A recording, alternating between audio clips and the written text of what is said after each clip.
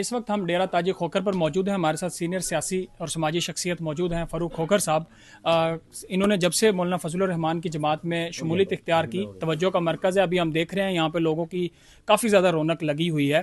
اور جب بندہ سیاستدان بنتا ہے تو کہا جاتا ہے کہ اصل سیاستدان تب بنتا ہے جب وہ جیل جاتا ہے. لیکن ان کا معاملہ کیا تھا سر؟ بڑا ہائی لائٹ ہوا سوشل میڈیا پہ, پتہ نہیں کیا ہو گیا, کیا واقعہ پیش آیا تھا؟ نہیں اتنا ایشو نہیں تھا.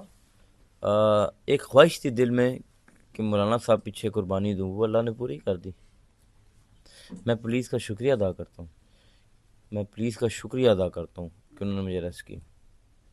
اس آپ کی عام طور پہ سیاستدانوں کی گرفتاریاں ہوتی ہیں, تو آپ تو اب سیاستدان ہیں. جی گرفتاری دینے کے لیے تیار ہے مولانا صاحب پیچھے.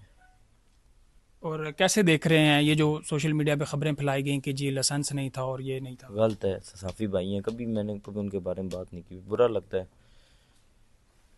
بھائی جان جو خبر انہوں نے دی لائسنس نہیں تھا, وہ کون پاگل کا بچہ میرے جیسا سمجھدار بندہ لائسنس کے بغیر چلے گا؟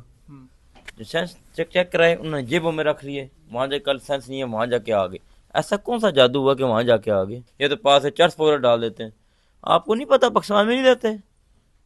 نہیں ہے بس. اب کیا سارا کو تو پتہ ہی ہے جب بھائی اس جان. طرح کی کوئی گرفتاری ہوتی ہے آپ کے یہاں, ہم دیکھ رہے ہیں کہ اتنے سینکڑوں لوگ آپ کے انتظار میں کھڑے ہیں, تو ان کا رد عمل کیا ہوتا ہے جب اس طرح کی واقعات؟ سخت رد عمل ہوتا ہے. یہ لوگ تھانے پہنچ جاتے ہیں, یہ لوگ لوہے کے بنے ہوئے ہیں, یہ سارے میرے پیچھے جان دینے کے لیے قربان ہیں.